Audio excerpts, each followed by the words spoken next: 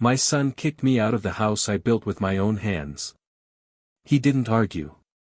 He didn't hesitate. He just handed me a suitcase. Like I was a stranger. Not a guest. Not his father. A stranger. Before I continue, subscribe if you want more stories like this. Take what you need, he said. That's all. No apology. No explanation. Behind him, his wife stood with her arms folded. Watching me like she had been waiting for this moment. Like she had finally won. I looked past them. At the staircase I built myself. At the kitchen I paid for. At the walls I painted after my wife died. Every inch of that house. Had my hands in it. And now I was being told to leave it. I didn't argue. Didn't raise my voice. Because something in his eyes told me the truth. This wasn't his decision. It was hers. But what he didn't understand was that the moment he handed me that suitcase, he destroyed everything. My name is Viktor Ivanov. I'm 58 years old. And my son just made the worst mistake of his life. The first thing that felt wrong wasn't the suitcase. It was how ready they were. Alex didn't hesitate. Didn't struggle. Didn't even look like a man who had just thrown his father out. He looked prepared. Like this moment had already happened. Just without me. Marina stood behind him, arms folded. Silent. Watching. Not surprised. Not uncomfortable. Satisfied. That's when I understood something simple. This wasn't emotional. This was planned. I walked past them without a word and stepped into the living room. And stopped. There were boxes. 3 of them. Lined up against the wall. My boxes. Packed. Sealed. Labeled. My name written in thick black marker. I didn't pack them. I didn't even know I was leaving. I walked closer and opened the first one. Clothes. Folded. Too neatly. Not the way I do it. The second box. Documents. Bank papers. Personal files. Things no one touches. Not without asking. The third one. Photos. My wife. My daughter. My life. Sorted. Separated. Like items in storage. Like I was already gone. I closed the box slowly. Turned back. Alex was watching me. Trying to read me. Trying to guess if I would explode. I didn't. How long? I asked. He blinked. What? How long have you been planning this? Silence. Just for a second. But long enough. Marina answered instead. For a while, she said. Calm. Cold. Like it was nothing. That word stayed in the air. For a while. Not today. Not yesterday. This had been building. Behind my back. I nodded slowly. Not because I accepted it. Because I understood it. And once you understand something, you can't unsee it. I walked down the hallway toward my room. The door was open. That alone was wrong. Marina always closed doors. Always. I stepped inside. And felt it immediately. It wasn't my room anymore. Half the closet was empty. My jackets gone. Drawers cleared. The nightstand wiped clean. Even the lamp I bought last year was missing. Like someone had already moved in. Like I had already left. I turned slightly. Alex was standing in the doorway now. Not blocking me. Not helping me. Just, standing there. Like a stranger in my house. Dad, we just think it's better. For who? I asked quietly. He didn't answer. Of course he didn't. Because we both knew the answer. Not for me. Never for me. I sat down on the edge of the bed. Or what used to be mine. And for the first time since he handed me that suitcase, I stopped thinking about leaving. And started thinking about something else. Why now? Why this fast? Why everything already packed? People don't prepare like this overnight. They don't go through your things. They don't erase you this cleanly.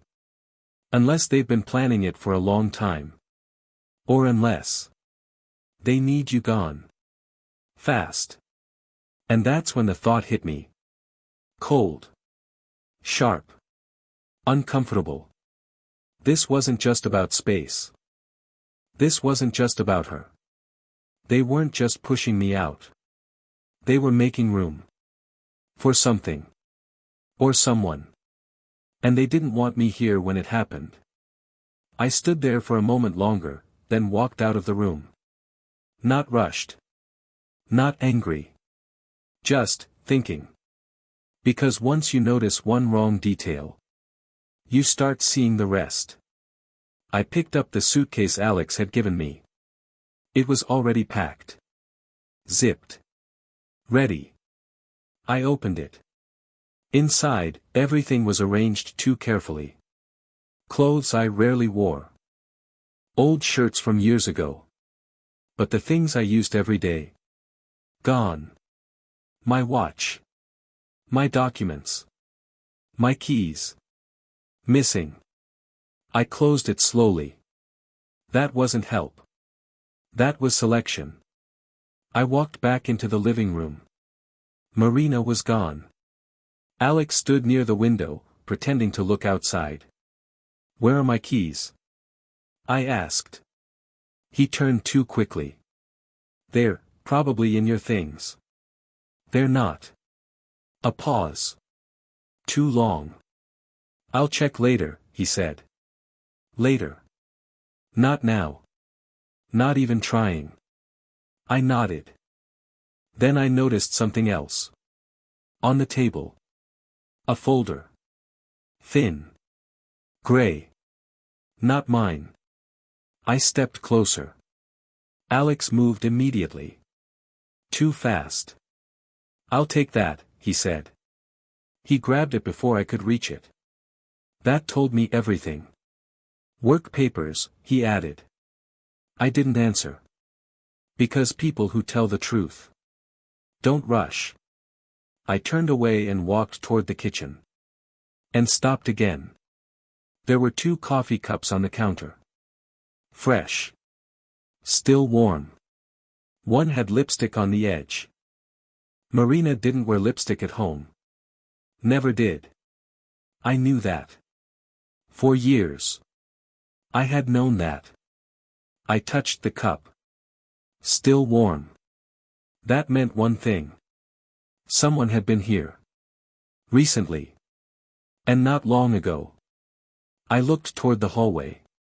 Marina was still upstairs. I could hear her moving. So who? I didn't finish the thought. I didn't need to. Because something else caught my eye.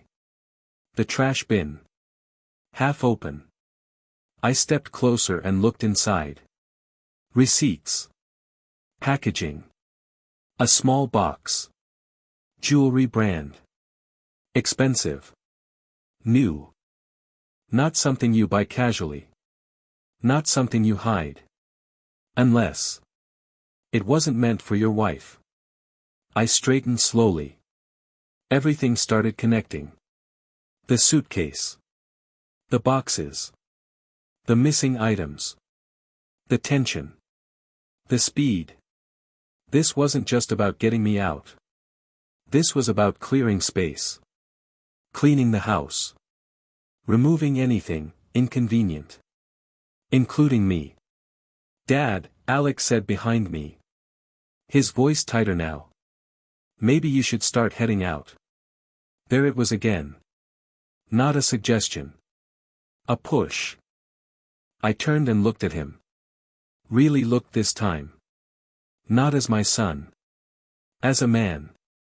And for the first time, I saw it clearly. He wasn't nervous. He wasn't guilty. He was worried. Not about me. About timing. You're in a hurry, I said quietly. He frowned. What? You want me gone today? That's not what I said. It is. He didn't argue. Didn't deny it. Because we both knew. I walked past him again. Slow. Measured. Toward the front door. But I didn't open it. Instead, I stopped. And turned back. One last look. At the house. At the details. At everything that didn't fit. People don't rush like this for no reason. They don't erase someone this cleanly.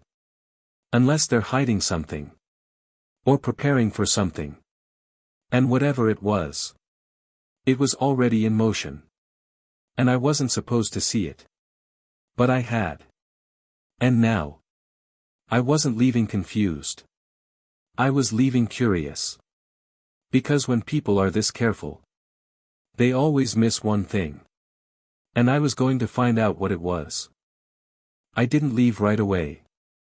I opened the front door. Then closed it again. Slowly. Because something inside me refused to walk out blind.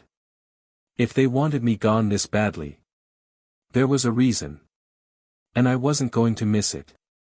I turned back and walked quietly toward the hallway. Alex was still in the living room. On his phone now. Low voice. Tense. Yeah, he's almost gone, he said. A pause. No, it's fine. Just wait. Wait. That word again. I moved past the stairs without a sound. Toward the small office at the back of the house. The one no one used anymore. Except me. Except for my documents. My tools. My papers. The door was half closed. I pushed it open. And stopped. The room had been touched. Not cleaned. Not organized. Touched. Drawers slightly open. Files shifted. Papers not in the order I left them. Someone had been searching. Not packing. Searching. I stepped inside and went straight to the desk. Second drawer. Where I kept the important things. Old contracts. Property papers. Receipts. The foundation of everything I had built. I pulled it open. And my chest tightened. The folder was there. But thinner. Much thinner. I flipped through it. Pages missing. Not random ones. Specific ones. The ones with signatures. The ones with numbers. The ones that mattered. I stood still for a second. Then I understood. That's why the suitcase. That's why the rush. That's why today. They weren't just throwing me out. They were removing me. Before I noticed. Before I checked. Before I remembered. I closed the drawer carefully. Exactly how I found it. Then I heard something. A floorboard upstairs. A door opening. Marina. Moving. I stepped out of the office and looked toward the stairs. She was coming down. Phone in her hand. And when she saw me standing there, she froze. Just for a second. But it was enough. You're still here, she said. Not surprised. Annoyed. I forgot something, I replied calmly. Her eyes narrowed slightly. Calculating. Always calculating. Alex appeared behind her. Faster this time. Like he didn't want her alone with me. Everything okay? He asked. He wasn't asking me. He was asking her. That told me everything. I looked at both of them. Then spoke slowly. You've been in my office. Alex's face changed. Just a little. But I saw it. What? No. You moved the files. Silence. Marina stepped forward. Calm again. Controlled. We were just making space. Space. That word again. Always the same excuse. I nodded. Then said something simple.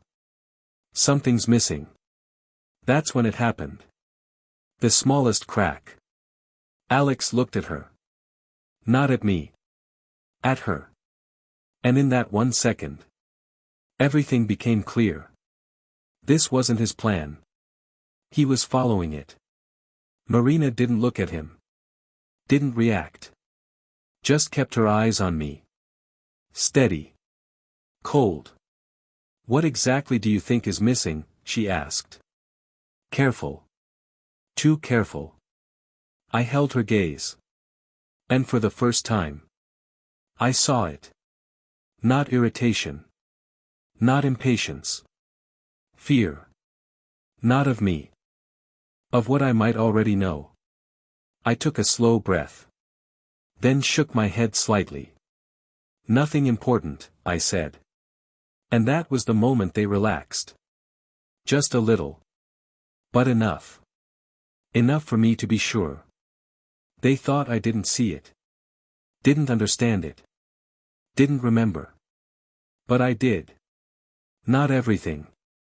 Not yet. But enough. Enough to know this wasn't about space.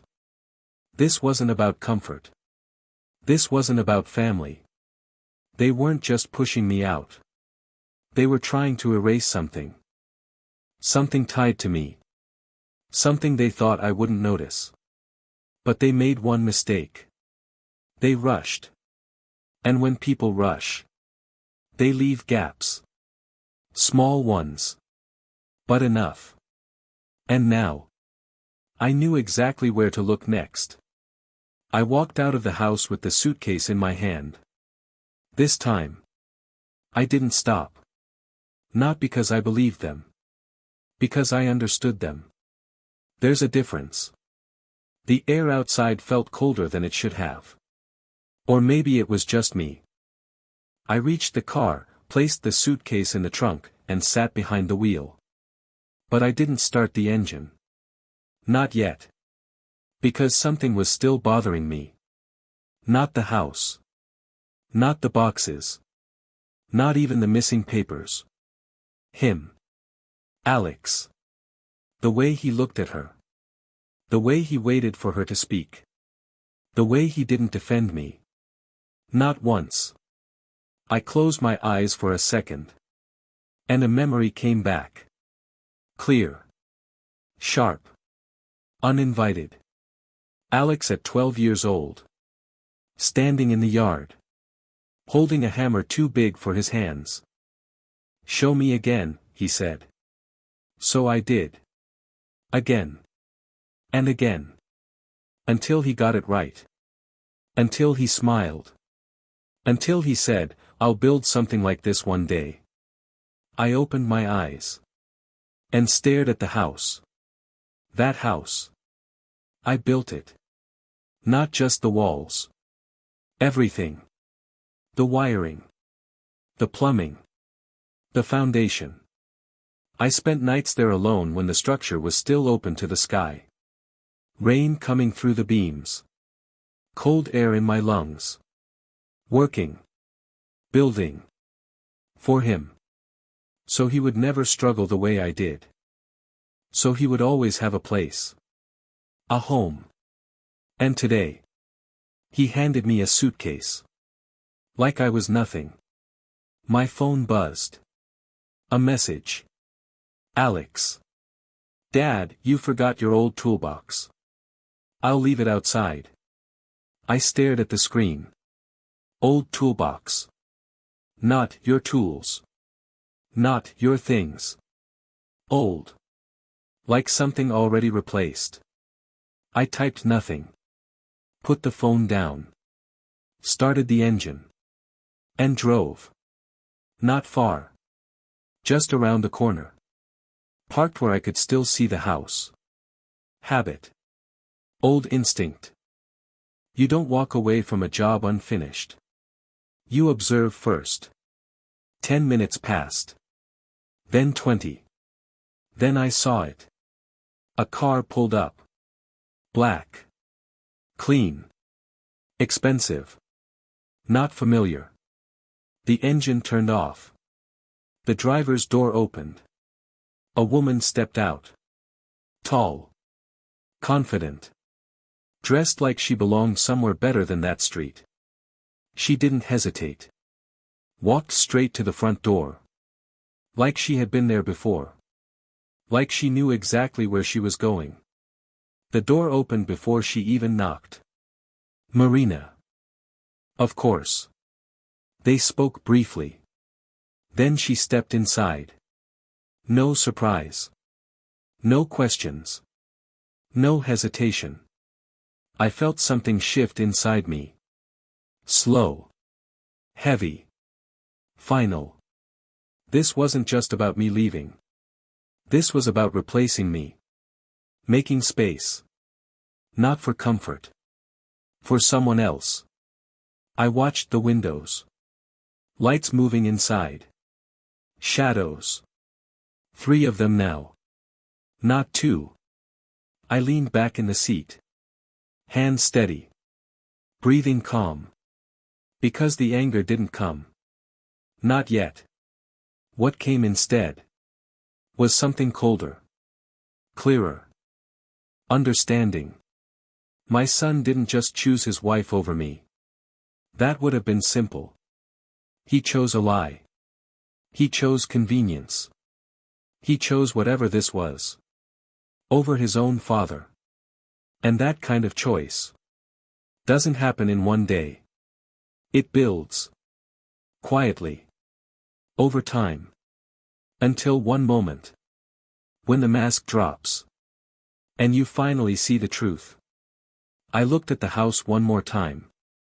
At the lights. At the life continuing inside. Without me.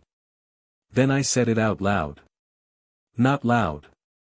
Just enough. So that's what this is. Not grief. Not space. Not family. A setup. Clean. Fast. Calculated. And now I knew something else. Something more important. This wasn't the beginning. This was the result. Which meant the real story started before today. And if I wanted the truth, I had to go back. Back to where it all changed. Back to where they thought I wasn't looking. I didn't drive to a hotel. Not yet. Instead, I drove across town. To a place I hadn't been in years. A small storage facility near the old industrial district. Gray gates. Faded sign. The kind of place people forget exists. I didn't. I parked, stepped out, and walked to Unit 27. The lock was old. But it opened on the first turn. Inside, it smelled like dust and time. Boxes. Tools. Old materials. Things I never threw away. Things I thought I'd never need again. I stepped in and closed the door behind me. Quiet. Still. Safe. Because this was the one place no one else knew about. Not Alex. Not Marina. No one. I walked to the back and pulled out a metal box. Heavy. Cold. Still exactly where I left it. I opened it. Inside. Papers. Copies. Backups. Every important document I had ever signed. Every agreement. Every transfer. Everything. I sat down on an old chair and started going through them. Slowly. Carefully. One by one. Because I wasn't guessing anymore. I was confirming. And it didn't take long. There it was. The original agreement. Signed years ago. Before the house was finished. Before Alex moved in. Before Marina even existed in his life. My investment. My contribution. My name. On paper. Clear. Legal. Undeniable. I ran my fingers across the signature. Not out of emotion. Out of certainty. They took the copies. But they didn't know about this. That was their mistake. My phone buzzed again. Alex. Dad, where are you? We need to talk. We. Not I. We. I didn't answer. Not yet. Instead, I reached for another folder. This one thinner. But more interesting. Receipts. Transfers. Bank records. Dates. Amounts. Patterns. And suddenly. Something else appeared. Something I hadn't noticed before. Repeated payments. Same account. Same name. Months. Maybe longer. I frowned slightly. That account wasn't familiar. Not family. Not business. Something else. I leaned back and looked at the paper again. Because now. This wasn't just about the house. This was about money.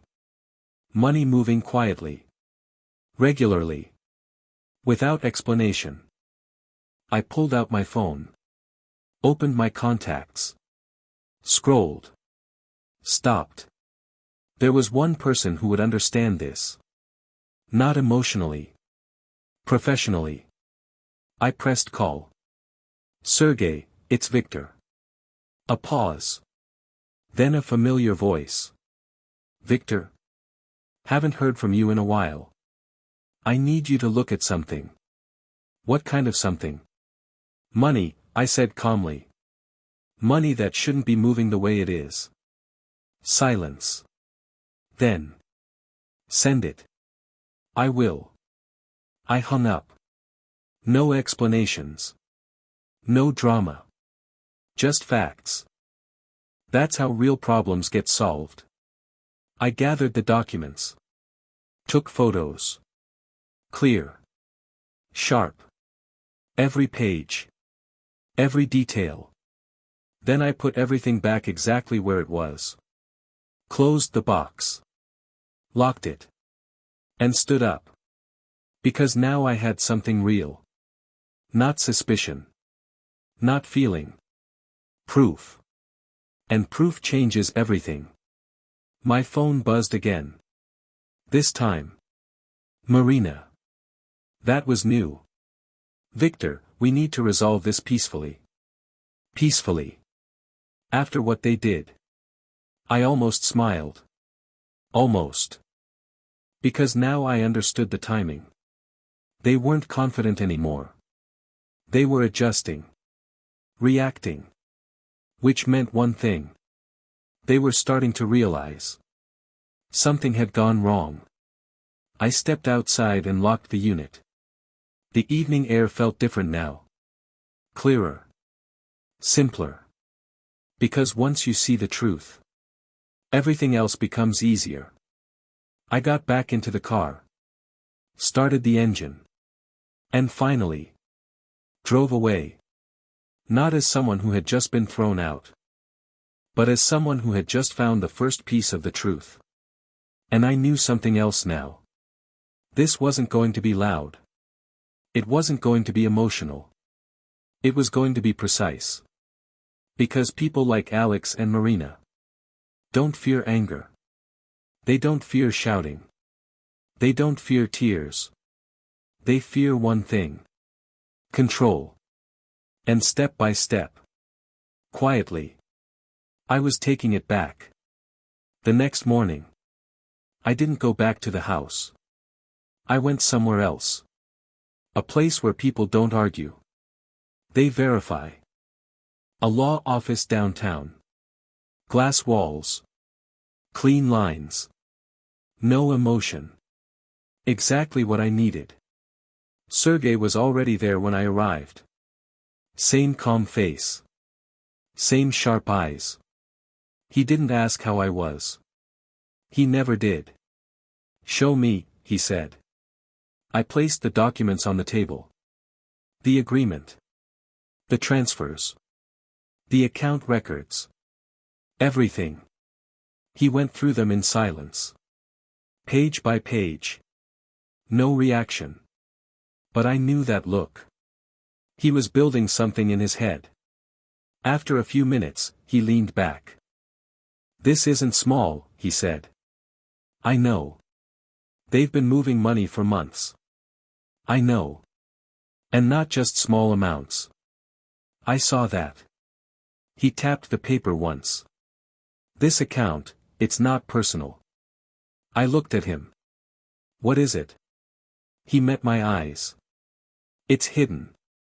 That word stayed in the room. Hidden. Not mistake. Not accident. Intent. I nodded slowly. "That explains the rush." He didn't ask what I meant. He already understood. "They needed you out," he said. "Yes." "Before you noticed." "Yes." Silence. Then he closed the folder.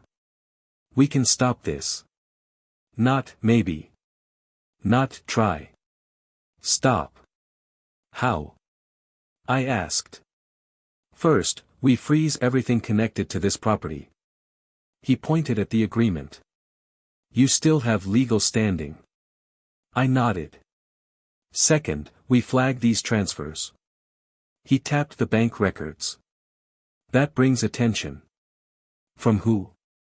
"People they don't want attention from." That was enough. "And the house?" I asked. He looked at me carefully. "They can't move forward without you."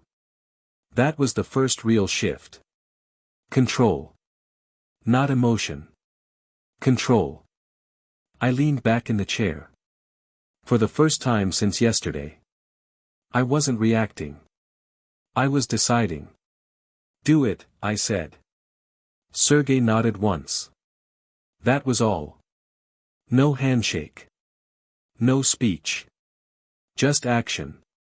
By noon, things started moving. Fast. Faster than Alex expected. My phone rang. I didn't answer. It rang again. And again. Then a message. "Alex. What did you do?"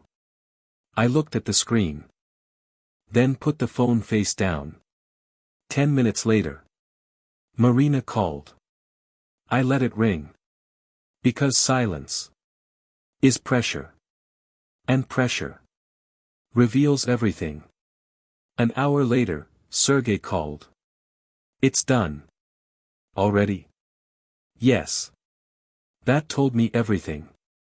They were exposed. Not publicly. Not yet. But enough. Enough to make them nervous. Enough to slow them down. Enough to stop whatever they were planning. "What now?" I asked. "Now we wait," he said. "For what?" "For them to make a mistake." I almost smiled. Because they already had. They rushed. They pushed. They underestimated me. And now. They were reacting. Not controlling. Reacting. That's when people break. That's when truth comes out. That's when pressure works. That evening. I finally answered the phone. "Alex." His voice was different now. Not confident. Not calm. Tight. Controlled. "Dad, we need to talk." Not, "You need to leave." Not, "It's better for everyone." "We need to talk." I leaned back in the chair. Looked out the window. And said nothing for a second. Let him feel it. The silence. The distance. The shift. Then I spoke. About what? A pause. Then. About the house. Of course. Always the house. But now. It wasn't his. Not anymore. I exhaled slowly. Tomorrow, I said. Come to me. Not, I'll come to you. Come to me. Another shift. Another signal. He hesitated. Just for a second. Then. Okay. I ended the call. And sat there in silence. Because this was the moment. Not loud. Not dramatic. But final. They thought they were removing me. Cleaning the house. Making space. But what they actually did was force me to look closer. And once I did, everything started falling apart. Not by force. Not by anger. By pressure. Quiet. Precise. Controlled. And tomorrow. They were going to feel it. Fully. Alex arrived the next morning. Alone. No Marina. That told me everything. He walked in slower than usual. No confidence this time. No certainty. Just, tension. Dad, he said quietly. I nodded. Didn't offer a seat. Didn't offer anything. Sit. He sat. Looked at me. Then away. They froze the accounts, he said. Not a question. A fact. Yes. Silence. Heavy. Controlled. You didn't have to do that. I leaned forward slightly. I didn't have to be thrown out either. He swallowed. No answer. Of course. There are transfers, I continued calmly. Hidden ones. His eyes shifted. Just for a second. Enough. And the house, I added, is not yours. Now he looked at me. Really looked. Not as a father. As a problem. What do you want, he asked. Finally. The right question. I held his gaze. Truth, I said. A long pause. Then his shoulders dropped. Small. But real. It was Marina's idea, he said. Of course it was. But you agreed. He didn't argue. Because he couldn't. We needed money, he added. That word again. Needed. Not wanted. Not chose. Needed. I nodded slowly. Then stood up. Sell the house, I said. He blinked. What? Sell it. And? You pay me my share. No emotion. No anger. Just terms. And after that, he asked. I looked at him. For a moment. I almost saw my son again. Then it was gone. After that, I said quietly. You live with your decisions. That was enough. Weeks later, the house was sold. Money transferred. Clean. Final. I moved on. Not far. Just somewhere quiet. Smaller. Enough. I don't think about the house anymore. Or what it used to be. Because some things, once broken, don't need to be rebuilt. They need to be left behind. Thank you for listening. Calm justice doesn't shout. It keeps records.